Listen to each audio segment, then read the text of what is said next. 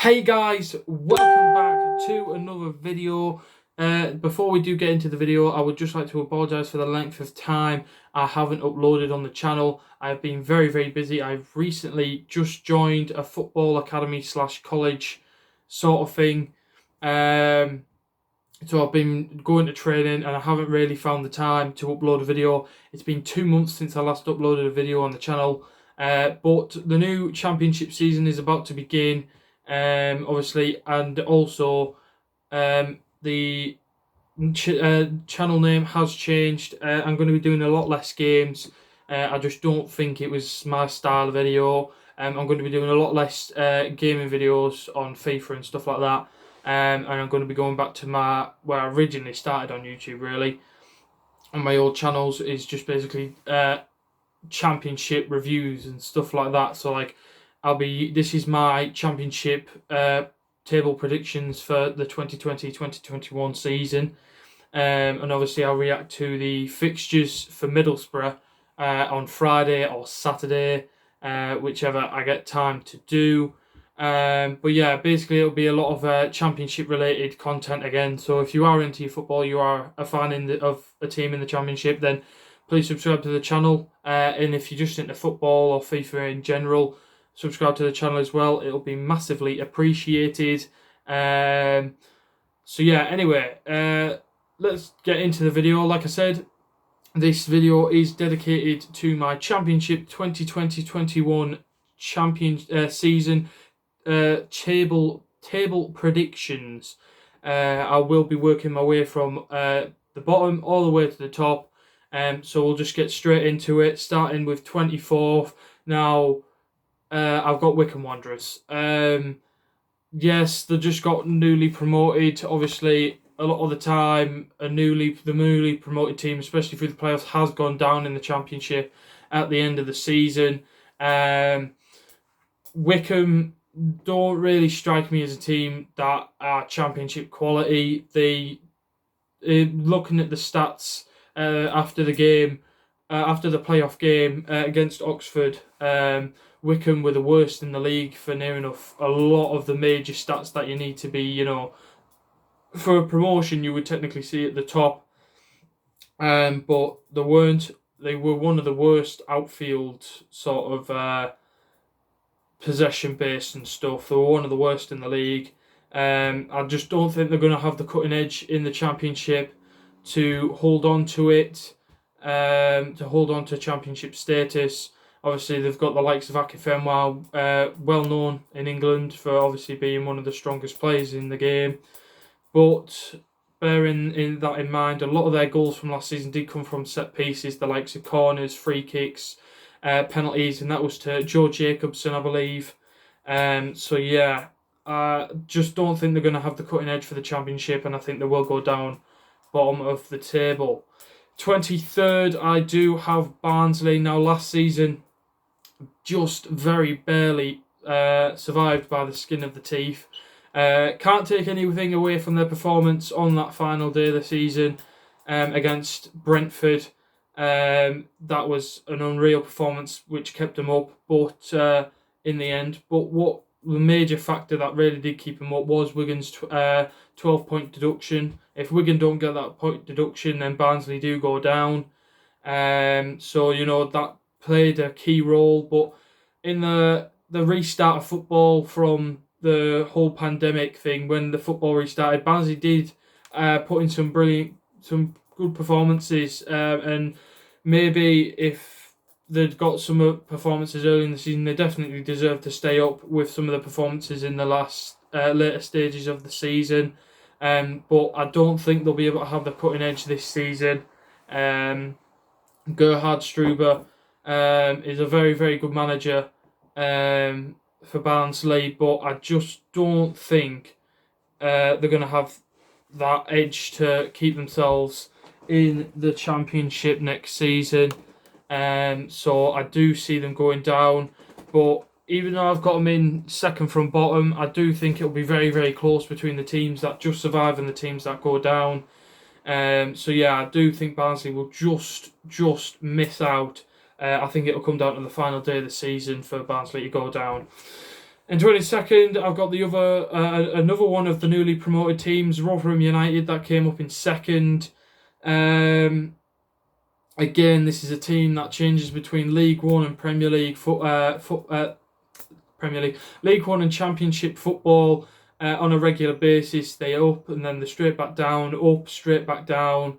They're a team that can't really secure status in any division, in the Championship or League One. League One, they may be just a bit too good enough for League One, but they're not good enough for the Championship. It's sort of like Norwich with the Premier League and the Championship.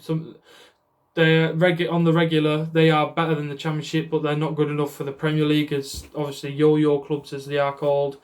And I do think it'll be the same again for Rotherham. I think they'll go another season in the Championship, but go straight back down and be playing League One football next season. Sorry, Rotherham fans, but I do think you will miss out. But I think it'll be by like a point or 2 points or something like that. You'll be proud that your club fought to the end, but it'll be a frustrating one that you were so close but not able to edge it over the line. Now, out of the relegation spots, we start with the boring 21st to 7th place. Starting in 21st, I've got Sheffield Wednesday. Now, this is going off of the basis of them starting on -12. Depending on who they can keep hold of or who they bring in the transfer window, I think is going to play a massive role in Sheffield Wednesday's season. But if this is like I said, this is going off the basis of them starting on -12. I think they'll just survive in the season. I don't think they'll go down, but I think they'll just survive. Obviously, they've got a bit of a mountain to climb if they do start on that -12, because obviously they are appealing the decision. So if it goes their way, then they won't be starting on -12, which means I'm probably going to get this one way off of where they're actually going to finish. But yeah, it's going to be a tough season for Sheffield Wednesday, I think, especially if they start on that -12. 20th place, I've got Luton Town again for the second season running. I've got them securing Championship football for the season after. I don't know, there's just something about Luton that last season they showed a lot of fight and spirit in a lot of their games. They also showed that they can play good football when they need to and when they can. And yeah, I think they'll stay up. I think they'll just have that cutting edge to stay up.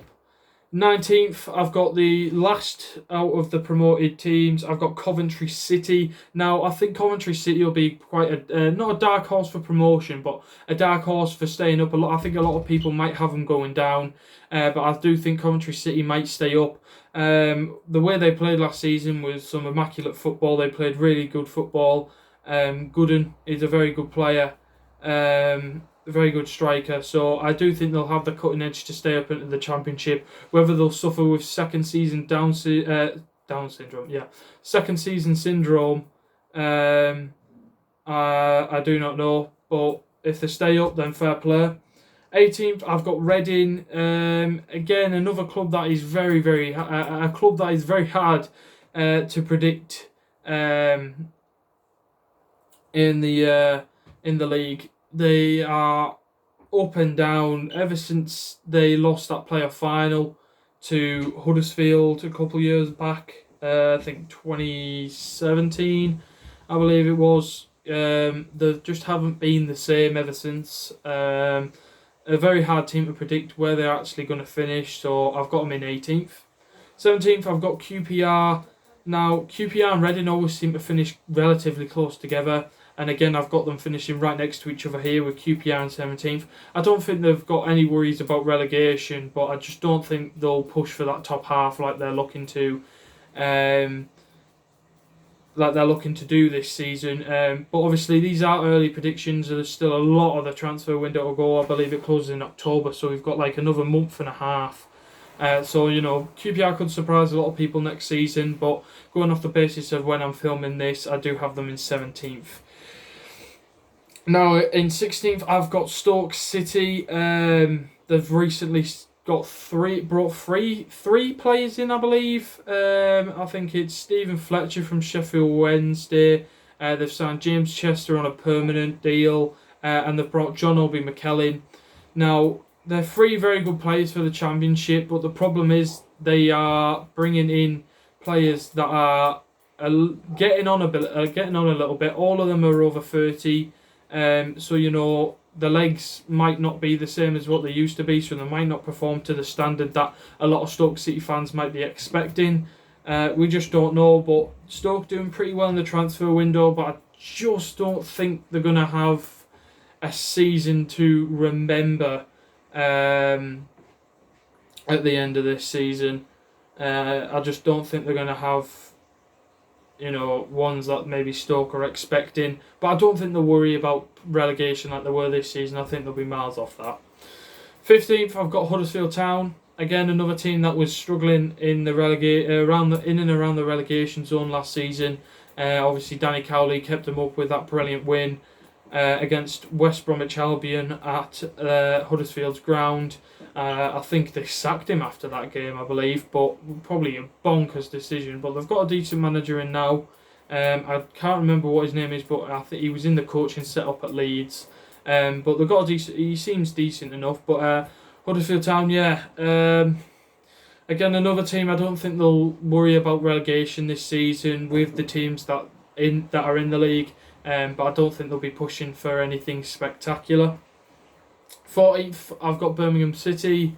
Obviously, just appointed Aitor Karanka, obviously ex-Middlesbrough manager, so it's going to be a little bit of pain to see him back in the dugout at the Riverside, but the wrong dugout. Also alongside George Friend, who they've just signed, so a good centre back in my opinion. I don't think he's good enough to play at left back anymore. I think his legs are a bit gone. He's past that, but definitely a good centre half to have. So yeah, Birmingham have got them in 14th. Again, like Huddersfield, don't expect them to struggle with relegation, but don't think they're looking for anything spectacular. 13th place, I got Millwall. Now they've had a brilliant season just gone. Millwall just missing out on the playoffs, I believe, by a few points. But Millwall are a hard team to predict because they can go along. In one season they could be like up in 8th or 9th, and then the season after they could be down in like 17th, struggling like mad. So I'm going to go safe and be around mid-table, and 13th place. I think it's a safe bet to put Millwall in. In 12th, got Blackburn Rovers. Tony Mowbray's side did okay this season, I guess. Had a pretty decent season. Adam Armstrong was a very key factor in that squad throughout the season, scoring a majority of their goals. But again, I don't think they're going to have a brilliant season. They might just fall off. I think they'll be looking to push at the playoffs at the beginning of the season, but fall off in the second half and finish a comfortable 12th place. Not really an exciting season. 11th place, I've got Derby County. Again, another team that have got a lot of brilliant youth players coming through the ranks at the club. The question is whether Philip Cocu can actually drive them to the playoffs. I don't think they will be able to. I don't think they'll have that cutting edge for the playoffs. So I do have them sitting around 11th. Again, not an exciting season, but also not a worrying season of relegation. It never is for Derby, but yeah, just don't think they're going to have that cutting edge. In 10th, heading into the top 10 now, I've got Brentford. Now, Brentford's, what happened in that playoff final, I do not know. I think that's 9 times they've tried promotion through the playoffs and failed every single time. That Joe Bryan free kick, Daryl Raya, don't know what he was doing, caught completely unawares, poor goalkeeping in my opinion, but hey-ho. The reason I've got Brentford so low, because a lot of people probably will be shocked by this, but the reason I do have Brentford so low is that a lot of their players that were massive key players to them in the season just gone, the likes of Ollie Watkins, Saeed Benrahma, Rico Henry, they're all having links away from the club, all on about moving on, and I just don't think Brentford will have that cutting edge for the playoffs this season. So yeah, I do have them sitting 10th. In 9th, Preston North End. Again, a lot of people are going to say this is a controversial. These are controversial picks. They are controversial. But whether Preston will push for the playoffs again, don't know. They fell off last season at the end, at the restart. They fell off a little bit. Preston are one of them teams, another team that are hard to predict where they're going to finish, because they could have a really good season, but then the season after really struggle. The question is whether they will be able to push this season unlike they did last season. I think they will. They've got a lot of good players in there. They just need to bring in a few more players to strengthen that squad a little bit, and they could push for playoffs maybe, but I don't see them getting it. I see them sitting around ninth. Sitting in ninth. A little bit off the... Not too much off the playoffs, but a little bit. In 8th, I've got Middlesbrough, my club, obviously. Obviously, last season, the season just gone, we have had a season to forget. We trialled and tested and failed with Jonathan Woodgate as head coach. It did not work. One game after the restart, after we got beat 3-0 by Swansea at the Riverside, the first game back from the restart, straight away, Woodgate was gone after that. Neil Warnock was brought in, got us massive results in the last sort of few games. That sort of really kept us up, and that win on the final day against Sheffield Wednesday, the pinpoint of all of that, which officially kept us up mathematically. So yeah, I don't think we're gonna push for the playoffs. We might push for the playoffs in the first half of the season, but second half of the season I think we'll do a classic Borough and fall off. I've got us sitting in 8th, which is quite close to the playoffs, but I just don't think we'll have that cutting edge to get in there. But I do think Neil Warnock will be able to change our season around. In 7th, I do have Bournemouth. Now, the first of the relegated teams. I just don't think Bournemouth are going to have that cutting edge this season for the playoffs. They're losing some massive key players. They've already lost Nathan Ake to Man City, Callum Wilson, Joshua King, David Brooks, all being linked with moves away. The question is if other big players like that will leave. It's about the recruitment of who they're going to bring in to replace them. Are they going to be good enough to go up? We just do not know. So it's going to be an interesting one for Bournemouth this season, but I don't think they're going to get the playoffs. I think they're going to miss out on the final day of the season. I think they'll miss out by 1 to 3 points, depending on what happens. I just don't think they'll be able to get in there. In 6th place, so we're heading into the playoffs now. In 6th place, I do have Bristol City. Now, Bristol are a very, very good side. Very good footballing side as well. The likes of Andreas Weimann are one of the best players in the league, in my opinion. Famara Jeju, I think is how you say his name. Sorry if I haven't said it correctly. Bristol fans, let me know how you pronounce his name. But yeah, he's very, very good striker. Naki Wells, brilliant to play off him. I mean, when they came to the Riverside, beat us 3-1. Naki Wells' goal was unreal. Class goal. And the whole squad caused us problems. And depending on who they bring in the window, in the transfer market, I think they could really have a good season. I think they are going to have a good season. And I think they're going to scrape playoffs by sitting in 6th. In 5th, I've got Swansea City. Again, a team that scraped playoffs on the final day of the season to Nottingham Forest. To Nottingham Forest's extent. Obviously, Swansea did play brilliantly on that final day of the season to get playoffs. Obviously, Forest failing against Stoke. But Swansea, didn't really... Somehow took a 1-0 advantage to Brentford, and it slipped away. It slipped away from them, and Brentford went through to the playoff final, as we all know. But Swansea, very good footballing side. Again, if they can keep hold of a lot of their players, They could have. I think they're going to have a really good season. The likes of Andre Ayew, very very good player. Bersant Selena, again another good player. But I think if they want to push for the play, if they do, I think they'll get playoffs. But I think a key factor that'll play into that, if they can get Ryan Brewster and Conor Gallagher, I think it is, back on loan. If they can get them back on loan or permanent deals, then there'll could be a push for automatics if they could bring them back. But other than that, I think they're going to be comfortable playoffs. In fourth, I do have Nottingham Forest. I do think they're going to get playoffs this season. The Sambri Lamucci, very, very good manager, has changed Forest around completely.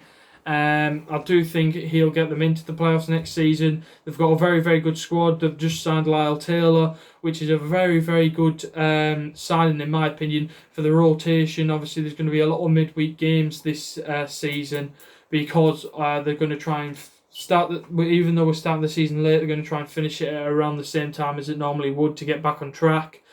So when there's going to be a lot of games where you're going to have to rotate, Lewis Graben and Lyle Taylor rotating up front for Forest is going to be massive, and it's going to be key to their season. And I think that is going to be one of their main features to getting into the playoffs next season.